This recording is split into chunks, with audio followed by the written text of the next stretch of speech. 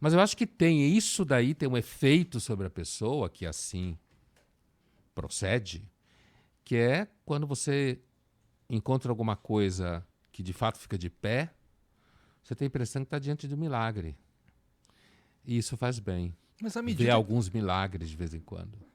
É que eu sinto que, pelo menos pra mim, assim, à medida que eu vou. Quanto mais coisa. E aí a gente falei isso aqui antes de começar. Quanto mais eu tento entender o que tá acontecendo pra procurar coisas que ficam de pé, mais eu me deparo com o fato de que quase nada fica de pé, pelo menos baseado na minha vasta ignorância. Então, assim, não estudei Santo Agostinho, sei lá, ouço por cima vocês falarem, não entendo muito do Hermes Trismegisto, nada disso, Uhum. nem sequer li a Bíblia inteira, né? Mas à medida que as coisas vão. Que eu vou ouvindo as pessoas falar sobre aspectos da vida ou como as coisas. Até reflexões mais profundas, que nem. Sei lá. Sobre o tempo. Outro dia eu estava ouvindo o Clóvis falando, dando uma aula sobre tempo e tudo mais, e eu fico, porra. Nada, à medida que a gente vai estudando, vai lendo, vai tentando entender as coisas, menos as coisas fazem sentido e parecem, no fim, parar de pé, né? E aí a gente vem parar num mundo em 2025 com informação pra cacete, pra todo lado, assim, várias possibilidades da gente, inclusive uma porrada de informação de merda mesmo, assim, que não serve pra muita coisa. É, e você vai tentando descobrir o que é verdade pra começar. Assim, até mesmo factual, porque hoje em dia é difícil você saber o que é verdade. Porra, tá difícil você confiar nas fontes que você sempre viu e tudo mais, porque tu lê uma parada e aí tem um outro cara aqui que a princípio é um estudioso que tá falando o contrário, daí tu fica, caralho, meu irmão, e aí, agora eu não sei mais nada que tá acontecendo. E a verdade é que quanto mais eu acho que eu sei, mais eu percebo que eu não sei, né? Mas é como a gente falava aqui antes, quer dizer, isso tem a ver com Sócrates, né? Que tinha muito mais repertório que eu pra falar isso que eu acabei de falar, né? E falou, no final das contas, que quanto mais eu sei, mais sei que nada sei. Aliás, isso em filosofia se chama de docta ignorância, Docta de ignorância. douta, sábia Aham. ignorância. Essa é uma ignorância não porque você nunca leu nada, não pensa em porra nenhuma, né? Mas sim porque você foi um pouco além daquilo que normalmente se vai e, portanto, você percebe que quase nada fica de pé. E quando você adentra esse terreno que você falou aí de várias narrativas, você não usou a palavra, mas estava falando disso, né? Tem narrativa disso, narrativa daquilo. No mundo que a gente vive hoje, então, esse efeito é maior ainda. Porque, como você bem disse, você tinha uma marca que você considerava portadora de credibilidade, aí vai alguém que aparentemente tem repertório e credibilidade, põe em dúvida aquilo, né? Aí você começa a olhar, por exemplo, no jornalismo em geral, viés para cá, viés para Aham. lá, na forma de tratar as coisas, né? E só que aí quando você vai atrás para a filosofia, isso é uma coisa que a filosofia ajuda muito. Eu lembro da minha primeira aula na USP em filosofia, que o professor falou, eu nunca esqueço disso, que ele falou basicamente mais ou menos o seguinte, ele falava para todo mundo, né? Não só para minha turma naquele ano. Vocês não estão aqui para achar nada, não estão aqui para ter opinião nenhuma. Qualquer coisa que vocês pensarem, alguém, muita gente já pensou antes de você muito melhor. Calha a boca e leia os clássicos da filosofia, no caso, né? Uhum. Então, a filosofia, por exemplo, nesse assunto que você citou sobre um fala A, o outro fala menos A, a filosofia grega já sabe disso há 2.500 anos. Que ninguém sabe onde a verdade está. Ninguém sabe. Porra. Inclusive, na democracia ateniense, que os caras inventaram esse negócio, até onde se sabe, menos ainda. É. Porque fora da democracia, como só alguns falam, então você até pode ter uma ilusão de que sabe onde está. Quando muitos começam a falar, aí você percebe que ninguém sabe onde está. Sim. Entendeu? Então, esse é um problema clássico da filosofia. O homem é a medida de todas as coisas, como dizia Protágoras, o sofista, ou existe de fato alguma coisa que não seja pensado? Será que as vacas, se as vacas tivessem deuses, os deuses teriam cara de vacas?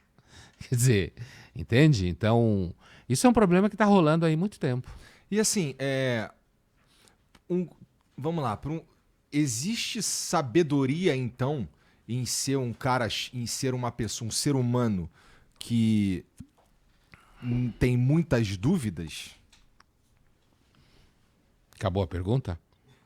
É. Acabou? Não, porque eu tive a impressão que você ia continuar a falar. Se existe. Porque, ó, se a gente tá falando que à medida que Sócrates, que era um cara com foda, no fim ele conclui que, porra, só sei que nada sei. Quanto mais sei, mais sei verdade. que nada Quanto sei. mais sei, só mais sei que nada sei. Então, não dá pra gente dizer que esse cara era um estúpido, né? Esse cara era extremamente sábio. Inclusive foi condenado à morte por isso. Isso, um veneninho, né? Então, assim, isso significa que quanto mais a gente pensa e quanto mais a gente busca sabedoria, maior é a sensação de ser ignorante, no fim das contas. Então, existe sabedoria nessa sensação, porque é uma sensação que nada sabe, porque sabe pra caralho, no fim das contas. É por isso que a gente chama de ignorância sábia, né? Douta ignorância, porque não é propriamente uma ignorância no sentido de que ela é função e é efeito de um repertório vastíssimo, né? Então, por isso que não é exatamente ignorância, mas é ignorância pelo fato de você tentar vários caminhos e ler sobre pessoas mais inteligentes que você, que tentaram vários caminhos, e perceber que há sempre uma falha aqui, uma falha ali. Você tem uma teoria assim, mas de repente você conhece uma outra que é assado. E nesse meio tempo tem toda a área, você citou Santo Agostinho aí, tem toda a área em que você associa o conhecimento do comportamento humano, da natureza humana, que reflui sobre a percepção de como é difícil você saber se alguma coisa é verdade ou não, né? Então, essa sabedoria, ela pressupõe o fato de que você fracassou muitas vezes tentando saber as coisas, né? Você bateu com a cara na parede várias vezes e, portanto, há sabedoria nisso sim. Ela pressupõe um repertório gigantesco, porque senão você não consegue fazer o percurso. Entende? E ter um repertório gigantesco não significa que você vai amanhã ler 150 livros. É você, de fato, procurar repertório, procurar fonte, começando sabendo que você nunca vai conseguir saber tudo, né? E que tem muita coisa que você nunca vai alcançar. Mas quando você começa a ter tesão pelo fato de saber que tem muita coisa que você não vai conseguir saber, então talvez você esteja chegando nessa douta ignorância aí. Dá para um cara desse ser uma pessoa orgulhosa, no sentido mais básico mesmo? Assim, o cara, ele é um cara que se coloca num patamar acima das outras pessoas, mesmo sabendo que ele... Se é que ele sabe, se é que... Bom, suponho que sim, né? Percebe que ele não sabe tudo. Ou que ele alcançou o patamar de perceber o tanto que ele falta saber, né? O orgulho passa por esse cara aí? Passa. Olha, duas coisas. Primeiro, para mim, especificamente, que chegou na filosofia depois de alguns anos de formação em psicanálise, que eu nunca exerci, porque, graças a Deus, hoje eu vejo claramente que eu não teria nenhuma paciência, né? Mas que estudei e continuei a estudar durante a graduação de filosofia e durante o mestrado, né? Comecei a estudar ainda no segundo ano da faculdade de medicina, quando eu estava lá perdido na medicina.